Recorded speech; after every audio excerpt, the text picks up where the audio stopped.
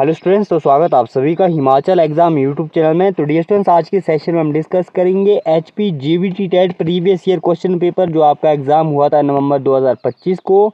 तो आज हम डिस्कस करेंगे साइकोलॉजी सेक्शन। तो जो भी स्टूडेंट्स हमारे साथ आज पहली बार जुड़े हैं तो चैनल को सब्सक्राइब कीजिएगा और बेल आइकन को प्रेस कीजिएगा ताकि हमारी वीडियोज़ की नोटिफिकेशन आप सभी तक सबसे पहले पहुँच सके। और जो भी हमें रेगुलर फॉलो कर रहे हैं तो आप सभी से रिक्वेस्ट है वीडियो को ज़्यादा से ज़्यादा शेयर कीजिएगा। तो कंटिन्यू कर लेते हैं आज के सेशन को। तो क्वेश्चन पूछा गया था, the insight theory of learning is promoted by, यानी सीखने के अंतर्दृष्टि सिद्धांत को किसने बढ़ावा दिया। ऑप्शन दे रखे हैं गेस्टाल्टवादी सिद्धांतवादी, पावलोव, जीन पियाजे, वाइगोत्स्की।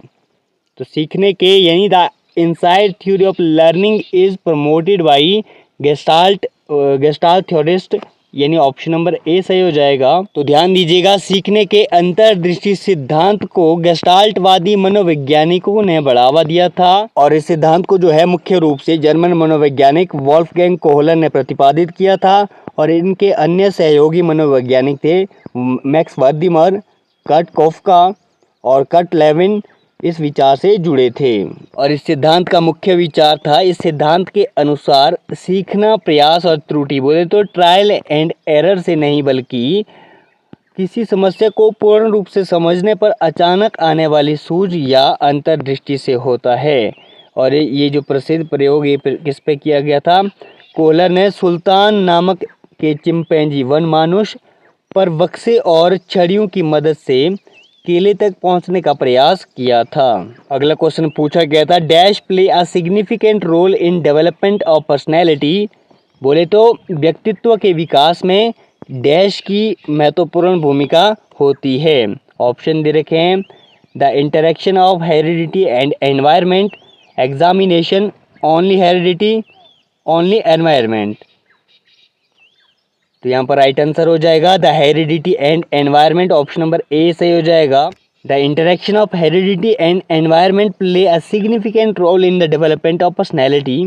तो अगला क्वेश्चन पूछा गया था, psychology first lost its soul, then its mind and then it lost its consciousness, it still has behaviour of kind, this was stated by, यानी मनोविज्ञान ने सर्वप्रथम अपनी आत्मा का त्याग किया, फिर मन का त्याग किया और फिर जो है उसने अपनी चेतना को त्यागा, अब व्यवहार के ढंग को अपनाया हुआ है। यह कथन किसका है। ऑप्शन दे रखे हैं टिचनर, वोंट, वुडवर्थ, मैकडूगल। तो यहाँ पर राइट आंसर हो जाएगा वुडवर्थ, ऑप्शन नंबर सी सही हो जाएगा। तो ध्यान दीजिएगा, the famous statement was made by the American psychologist Robert S Woodworth in his 1948 book contemporary school of psychology. तो कौन सी बुक थी इनकी, कंटेम्परेरी स्कूल ऑफ साइकोलॉजी।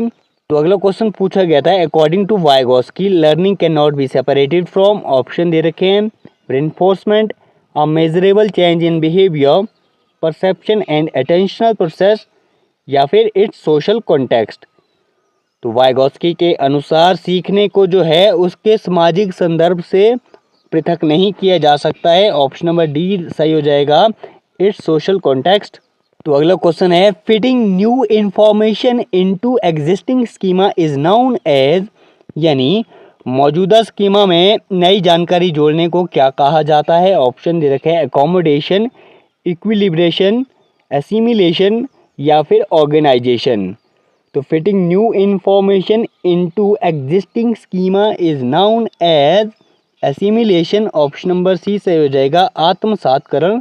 तो ध्यान दीजिएगा, मौजूदा स्कीमा में नई जानकारी जोड़ने को जो है आत्मसातीकरण या फिर एसिमिलेशन कहा जाता है। तो आत्मसातीकरण या फिर एसिमिलेशन किसे कहा जाता है।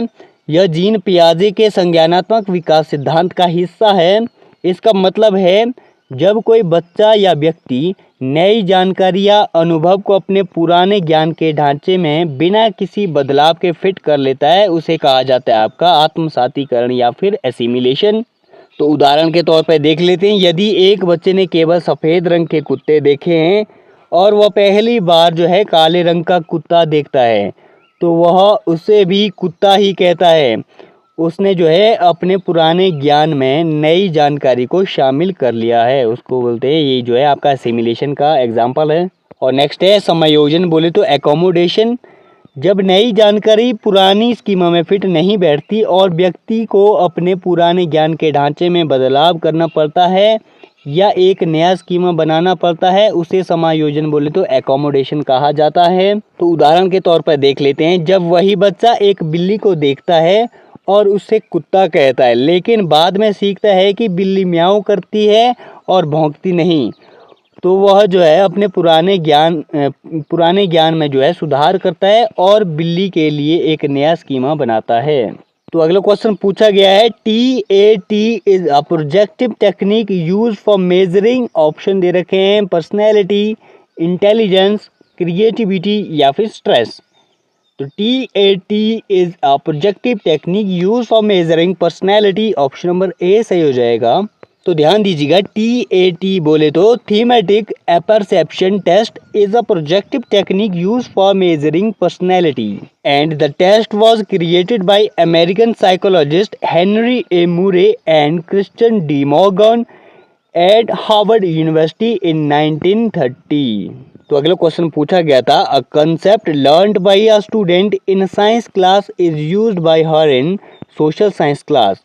This type of learning is known as. बोले तो एक विद्यार्थी द्वारा विज्ञान की कक्षा में सीखे गए संप्रत्यय का उपयोग उसके द्वारा सामाजिक विज्ञान की कक्षा में किया गया, इस प्रकार का अधिगम क्या कहलाता है। ऑप्शन दे रखे हैं positive transfer of learning, negative transfer of learning, zero transfer of learning या फिर नन ऑफ दीज। तो इसका राइट आंसर हो जाएगा positive transfer of learning. Option number A सही हो जाएगा। तो अगला क्वेश्चन पूछा गया था, individual differences are found in. बोले तो व्यक्तिक भिन्नताएं पाई जाती है, किसमें पाई जाती है। ऑप्शन दे रखे हैं इंटेलिजेंस, एटीट्यूड, पर्सनैलिटी या फिर ऑल ऑफ द अबव।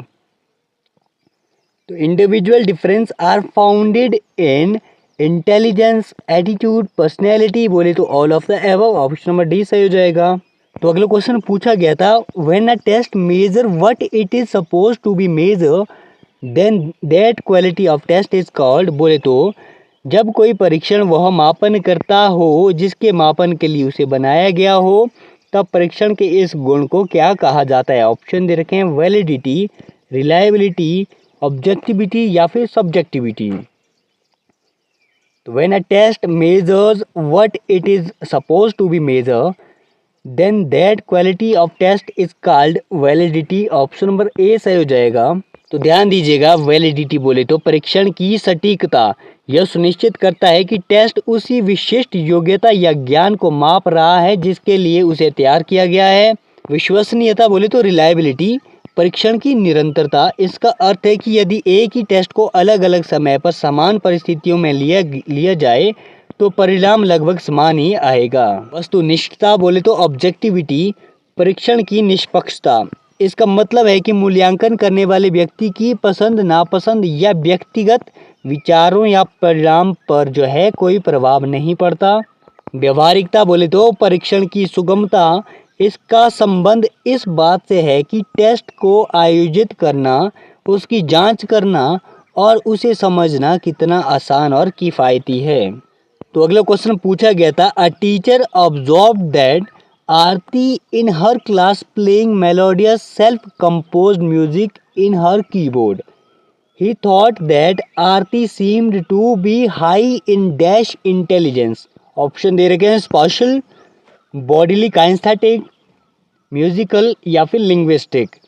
अध्यापक ने अनुभव किया कि आरती कक्षा में अपने ही कीबोर्ड पर जो है स्वयं द्वारा तैयार किया गया मधुर संगीत बजा रही है। उसने विचार किया कि आरती में जो है कौन सी बुद्धि का स्तर जो है ऊंचा है, वह है वही संगीतात्मक। ऑप्शन नंबर सी सही हो जाएगा, बोले तो म्यूजिकल इंटेलिजेंस। तो आज के सेशन में इतना ही करते हैं। आशा करता हूँ आप सभी को आज का सेशन पसंद आया होगा। तो अगर पसंद आया हो तो लाइक शेयर सब्सक्राइब कीजिए हिमाचल एग्ज़ाम यूट्यूब चैनल को। तो बहुत जल्द मिलते हैं नेक्स्ट सेशन में, तब तक के लिए बने रहिए हमारे साथ।